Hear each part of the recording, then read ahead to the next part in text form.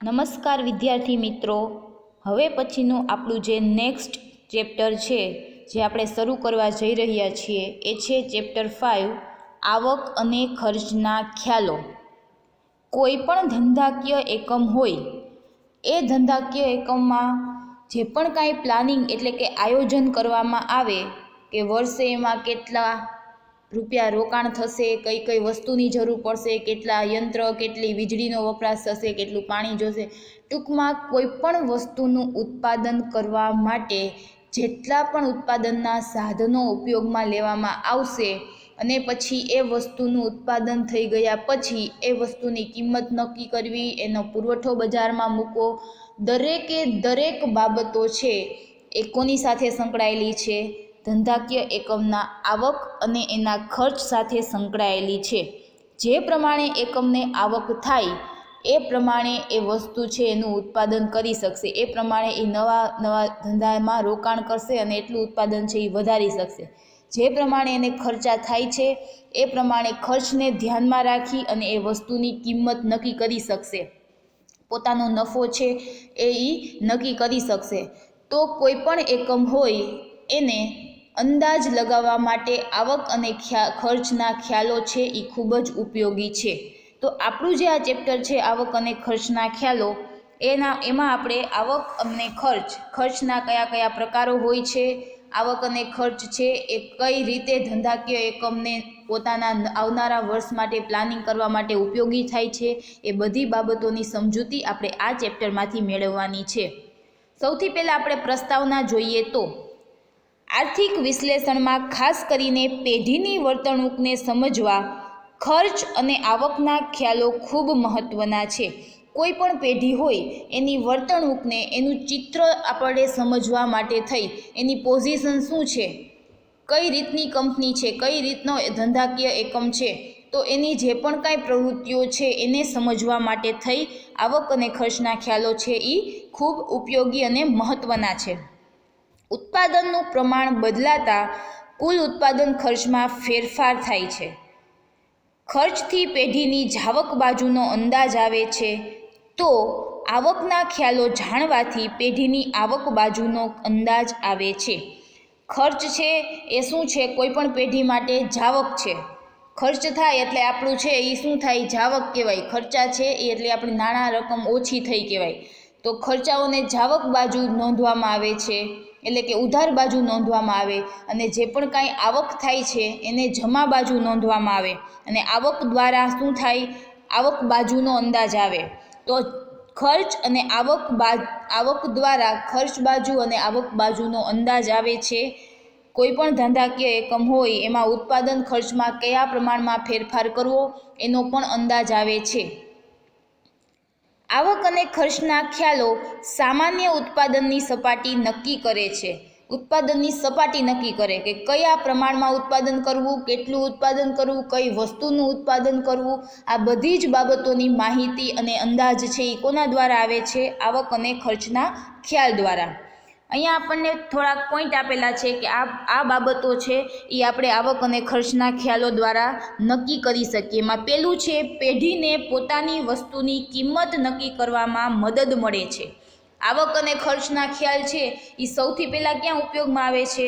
તો કે કોઈ પણ પેઢી હોય એને પોતે જે વસ્તુનું ઉત્પાદન કરે છે એ વસ્તુની કિંમત કેટલી રાખવી, તો એનો ઉત્પાદન ખર્ચ છે એ પણ નીકળી જાય અને એના સિવાયનો એને વધારાનો પ્રોફિટ એટલે કે નફો પણ મળે. કોઈ પણ પેઢી છે એ સેવાના હેતુથી તો કાંઈ વસ્તુનું ઉત્પાદન કરતી ન હોય. એનો હેતુ, દરેક ધંધાકીય એકમનો મુખ્ય હેતુ શું હોય છે? નફો મેળવવાનો. પણ એ નફો છે એ કઈ રીતના મેળવી શકે? તો કે પોતે જે વસ્તુનું ઉત્પાદન કરે છે એ વસ્તુનું ઉત્પાદન કરવામાં એને જેટલો ખર્ચ થયો છે એ ખર્ચ બાદ કરતાં પછી જે વધારાના નાણાકીય રકમ વધે એ એનો નફો થાય. તો વસ્તુની કિંમત કયા પ્રમાણે નક્કી કરવી, કેટલી નક્કી કરવી કે જેથી કરીને બધી જ વસ્તુનું બેલેન્સ રહે, તો એ કોના દ્વારા અંદાજ આવે છે? આવક અને ખર્ચના ખ્યાલ દ્વારા. બીજું છે પેઢીને પોતાનો નફો મહત્તમ કરવામાં માર્ગદર્શન મળે છે. હવે જે હાલની તકે જે નફો મળે છે એ નફોને વધારવા માટે પણ માર્ગદર્શન છે એ કોના દ્વારા મળે? આવક અને ખર્ચના ખ્યાલ દ્વારા. એને કઈ જગ્યાએ વધુ ખર્ચ કરવાની જરૂર છે, ક્યાં ખર્ચ કરીએ ઓછા ખર્ચે વધુ આવક મેળવી શકાય, આ બધી બાબતોની માહિતી છે એને આવક અને ખર્ચના ખ્યાલ દ્વારા સમજમાં આવે છે. ત્રીજું છે મહત્તમ નફાને સમજવા સીમાંત ખર્ચ ઉપયોગી બને છે. સીમાંત એટલે જ્યાં સુધીનો ઓછામાં ઓછો એ ખર્ચ કરી અને વધુમાં વધુ ઉત્પાદન મેળવી શકે એવો ખર્ચ ઉપયોગમાં આવે છે વધુ નફો મેળવવા માટે થઈને. સીમાંત ખર્ચનો ખ્યાલ પેઢીની વર્તણૂકને સમજવામાં મદદરૂપ બને છે. કોઈ પણ પેઢી હોય એની વર્તણૂકને સમજવા માટેનો જે ખર્ચ થતો હોય એ મદદરૂપ બને છે. પછી છે પાંચમું, પેઢી કેટલા સાધનો રોકશે, કેટલી રોજગારી આપશે, કેટલું ઉત્પાદન કરશે, કેટલું રોકાણ કરશે તે અંગેના નિર્ણયોમાં આવક અને ખર્ચના ખ્યાલો મહત્વનો ફાળો આપે છે. કોઈ પણ પેઢી હોય એને કેટલા સાધનો રોકવા, પોતાના જે શ્રમિકો છે એને કેટલી રોજગારી આપવી, કેટલી વસ્તુનું ઉત્પાદન કરવું, કઈ જગ્યાએ રોકાણ કરવું, કેટલું રોકાણ કરવું, આ બધા જ નિર્ણયો લેવા માટે થઈ અને એને આવક અને ખર્ચના ખ્યાલો છે એ ખૂબ જ ઉપયોગી બને છે, ખૂબ જ મહત્વનો ભાગ ભજવે છે.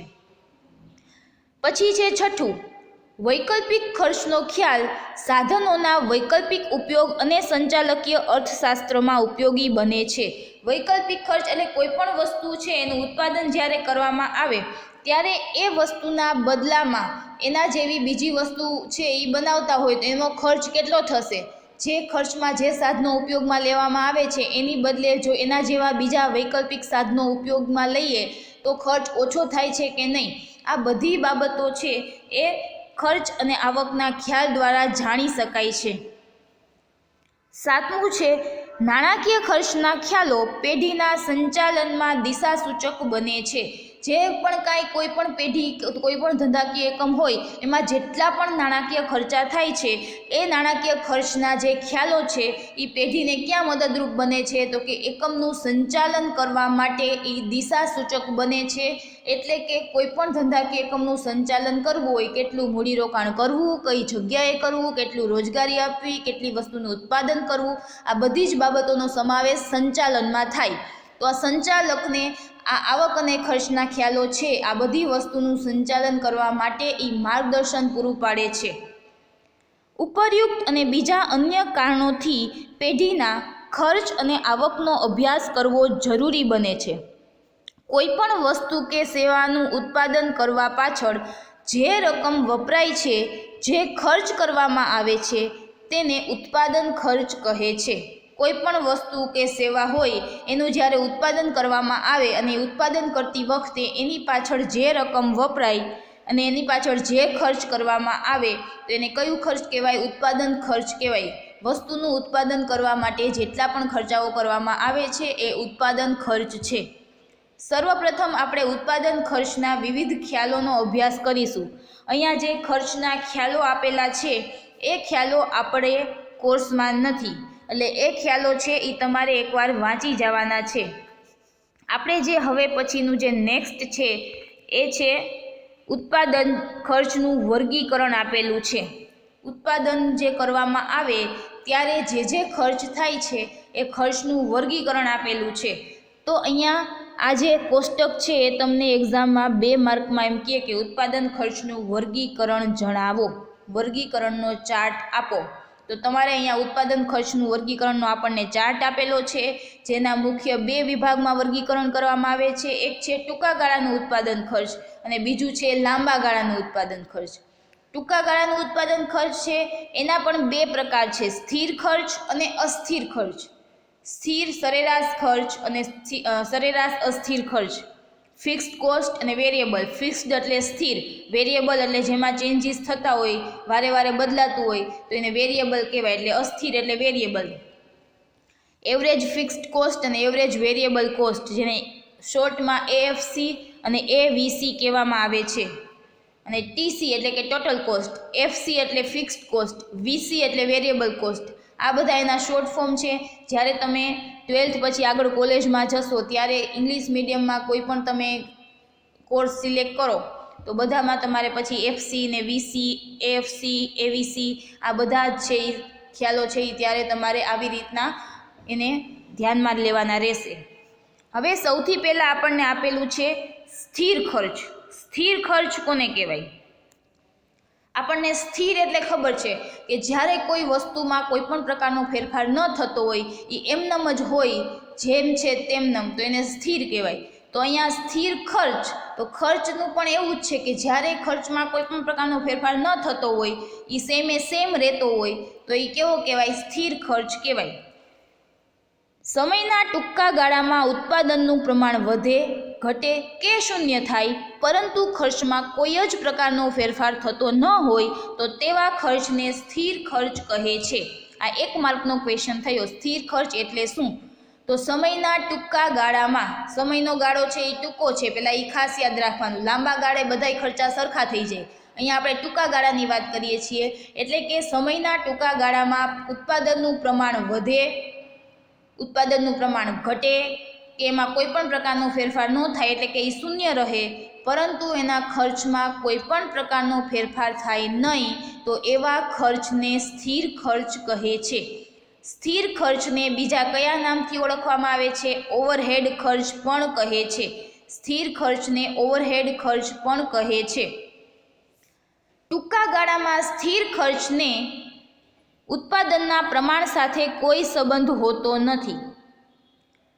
સ્થિર ખર્ચમાં કાયમી સ્ટાફનું વેતન, કારખાનાના મકાનનું ભાડું, મિલકત વ્યવસાય વેરો, લાયસન્સ ફી, મૂડી ઉપરનું વ્યાજ, વીમાનું પ્રીમિયમ વગેરેનો સમાવેશ થાય છે. અને આપણને અહીંયા સ્થિર ખર્ચની એક અનુસૂચિ આપેલી છે. ટૂંકમાં સ્થિર ખર્ચ એટલે કેવા ખર્ચ કે એમાં તમે ઉત્પાદનમાં ગમે એટલો ફેરફાર કરો, ઉત્પાદન ગમે એટલું વધારો, ઉત્પાદન ગમે એટલું ઘટાડો, અથવા તો સાવ ઉત્પાદન કરવામાં ન આવે, પરંતુ ખર્ચ છે એ તો એમનેમ સ્થિર જ રહે, ખર્ચમાં કોઈ પણ પ્રકારનો ફેરફાર ન થાય, તો એવા ખર્ચને સ્થિર ખર્ચ કહેવાય. અને સ્થિર ખર્ચ છે એને ઉત્પાદનના પ્રમાણ સાથે કોઈ સંબંધ હોતો નથી. અને એમાં કયા કયા ખર્ચનો સમાવેશ થાય છે? તો કે કાયમી સ્ટાફનું વેતન. જે કાયમી સ્ટાફ છે, મેનેજર હોય, પછી ક્લાર્ક હોય, એટલે ટૂંકમાં કોઈ પણ માર્કેટિંગ કોઈ વ્યક્તિ હોય, ફાઇનાન્સને રિલેટેડ કોઈ વ્યક્તિ હોય, કોઈ એચઆરનો વ્યક્તિ હોય, કોઈ પણ વ્યક્તિ હોય કે જે કાયમી સ્ટાફ હોય, તો એના જે પગાર છે એ તો તમે વસ્તુનું ઉત્પાદન કરો તોય ભલે, ન કરો તોય ભલે, પગાર તો આપવો જ પડે. ફોર એક્ઝામ્પલ, કોઈ સ્કૂલ હોય તો એના જે શિક્ષકો છે એનો પગાર જે નક્કી કર્યો હોય, તો એ પગાર એને પછી વેકેશન હોય, વિદ્યાર્થીઓ આવે, 5 વિદ્યાર્થીઓ આવો તોય ભલે, 10 વિદ્યાર્થી આવે તોય ભલે, અથવા તો કોઈ ન આવે તોય ભલે, પરંતુ કાયમી સ્ટાફ છે એટલા માટે એને વેતન તો પૂરું જ આપવું પડે. તો એવી જ રીતના કોઈ ઉત્પાદન કરતી પેઢી હોય, વસ્તુનું ઉત્પાદન કરતી હોય, તો જો ઘણી વખત વસ્તુ છે એનું બિલકુલ ઉત્પાદન કરવામાં ન આવે, અથવા તો ઉત્પાદન વધારવામાં આવે, અથવા ઉત્પાદન ઘટાડવામાં આવે, પરંતુ પગાર જે છે કાયમી વ્યક્તિઓને એ તો સરખા જ આપવા પડે. એકમ છે એ કોઈ પણ પ્રકારની પ્રવૃત્તિ ન કરતી હોય, ખોટ કરતી હોય, તો પણ કાયમી સ્ટાફ છે એને તો પૂરેપૂરો પગાર આપવો પડે, એને તો પૂરેપૂરું વેતન આપવું પડે. એટલે કે કાયમી સ્ટાફનું વેતન હોય, પછી કારખાનાનું મકાન ભાડે રાખ્યું હોય તો ભાડું તો તમારે મહિને જેટલું નક્કી કર્યું એટલું ભરવું જ પડે. પછી તમે એ કારખાનું ચાલુ હોય તોય ભલે, બંધ હોય તોય ભલે, જ્યાં સુધી તમારી પાસે એ ભાડે છે તો ત્યાં સુધી તમે એમાં વસ્તુનું ઉત્પાદન કરો કે ન કરો, એમાં વધારે વસ્તુનું ઉત્પાદન કરો, ઓછી વસ્તુનું ઉત્પાદન કરો, અથવા તો સાવ ઉત્પાદન ન કરો, પરંતુ ભાડું છે એ તો એમ જ રહે, એટલે એ ખર્ચ તો થવાનો જ છે. પછી મિલકત વ્યવસાય વેરો, તમારી પાસે જે મિલકત, જે મકાન છે કારખાનાનું, એ મકાન ઉપર જે વેરો આવતો હોય તો એ વેરો પણ આપણે ભરવો જ પડે. લાયસન્સ ફી, જે વસ્તુ તમે ઉત્પાદન કરો છો એનું જે લાયસન્સ તમને મળેલું છે તો એની ફી પણ આપણે ભરવી જ પડે. મૂડીનું જેટલું રોકાણ કર્યું છે, જેટલી મૂડી આપણે માર્કેટમાંથી લીધી છે, તો એ મૂડીનું વ્યાજ પણ આપણે આપવું જ પડે. બેંક પાસેથી લોન લીધી હોય તો એ લોનનું વ્યાજ પણ આપવું જ પડે. પછી વીમો હોય તો વીમાનું પ્રીમિયમ પણ ટાઈમે ટાઈમે ભરવું જ પડે. તો આ બધા જે ઉત્પાદનના ખર્ચાઓ છે એ બધા જ ખર્ચાઓ છે એ કેવા છે? સ્થિર ખર્ચાઓ છે, કે જેના ઉત્પાદન પ્રમાણ સાથે કોઈ સંબંધ નથી. તમે ઉત્પાદન ગમે એટલું કરો, પરંતુ આ બધા ખર્ચાઓ છે એ તો સેમે સેમ જ રહે, સ્થિર જ રહે, જેટલા નક્કી કરેલા છે એટલા જ રહે, એમાં કોઈ ફેરફાર થતો નથી. તો આવા ખર્ચાઓને સ્થિર ખર્ચ કહે છે. અહીંયા અનુસૂચિ આપેલી છે આપણને અને આકૃતિ આપેલી છે. ઉત્પાદન પ્રમાણ એકમમાં કુલ સ્થિર ખર્ચ રૂપિયામાં. જો પેલા 0 વસ્તુનું ઉત્પાદન કરવામાં આવે છે તો ખર્ચ છે એ કેટલો છે? 100 છે. કેમ કે શ્રમિકોને વેતન આપવું પડે, મકાનનું ભાડું ભરવું પડે, લાયસન્સની ફી આપવી પડે, મિલકતનો વેરો ભરવો પડે, મૂડી ઉપર વ્યાજ આપવું પડે. આ બધા ખર્ચાઓ છે એ તો ટાઈમે ટાઈમે આપવા જ પડે. પછી 10 એકમનું ઉત્પાદન કરવા માંડ્યા તો આ બધા ખર્ચાઓ છે એ તો સેમ જ રહે, 100 જ. પછી 20 એકમ ઉત્પાદન કર્યું, પછી 30 એકમ, 40 એકમ, 50 એકમ ઉત્પાદન વધતું ગયું, પરંતુ આ જે સ્થિર ખર્ચાઓ છે એ કેવા રહ્યા? સરખા જ રહ્યા. એના ઉપરથી આકૃતિ બાજુમાં દોરી છે. OX ધરી ઉપર ઉત્પાદનનું પ્રમાણ આપ્યું છે એકમમાં, OY ધરી ઉપર સ્થિર ખર્ચ રૂપિયામાં આપેલો છે. પછી જ્યારે 10 એકમ હોય ત્યારે સ્થિર ખર્ચ છે એ 100, પછી 20 એકમ હોય ત્યારે પાછો 100, 30 એકમ હોય તો એ 100. એટલે જે ABCDEF એ જે બિંદુઓ મળ્યા એ બધા બિંદુઓ છે એ શું દર્શાવે છે? કુલ સ્થિર ખર્ચની રેખા દર્શાવે છે. અહીંયા આપણે નીચેનું વિશ્લેષણ આપેલું છે કે અનુસૂચિમાં દર્શાવ્યા પ્રમાણે પેનનું ઉત્પાદન 0 કે 10, 20, 30, 40, 50 એકમ જેટલું વધે, પરંતુ ઉત્પાદન ખર્ચ દરેક વખતે એક સરખું જ રહે છે, એટલે કે સ્થિર રહે છે. એટલે કે 100 રૂપિયા રહે છે, જે કેવું છે? સ્થિર છે. અને આવા ખર્ચને સ્થિર ખર્ચ કહે છે. અહીં ઉત્પાદનનું પ્રમાણ બદલાય છે, પરંતુ ખર્ચ બદલાતું નથી. ઉત્પાદનનું પ્રમાણ 0 માંથી 10 થયું, 20 થયું, 30, એટલે ઉત્પાદન પ્રમાણ બદલાણું, પરંતુ ખર્ચ છે એ દર વખતે 100 જ રહ્યો, એટલે એમાં કોઈ ફેર પડતો નથી. તેથી તેને કુલ સ્થિર ખર્ચ કહે છે. આકૃતિમાં રજૂઆત. આકૃતિમાં OX ધરી ઉપર ઉત્પાદનનું પ્રમાણ અને OY ધરી ઉપર ખર્ચ રૂપિયામાં દર્શાવેલ છે. આકૃતિમાં દર્શાવ્યા મુજબ ઉત્પાદન 0 હોય, 10 એકમ હોય કે 20, 30, 40, 50 એકમ હોય, ખર્ચની રકમ દર વખતે ₹100 જેટલી સ્થિર રહે છે. આકૃતિમાં કુલ સ્થિર ખર્ચની રેખા પાયાની ધરીને કેવી છે? સમાંતર છે. જે OX ધરી છે એવી જ રીતના સ્થિર ખર્ચની રેખા TFC છે, એટલે એ બે રેખા છે એ કેવી છે? એકબીજાને સમાંતર છે. પછી એના પછી આપેલું છે અસ્થિર ખર્ચ, જે આપણે નેક્સ્ટ સેશનમાં જોશું.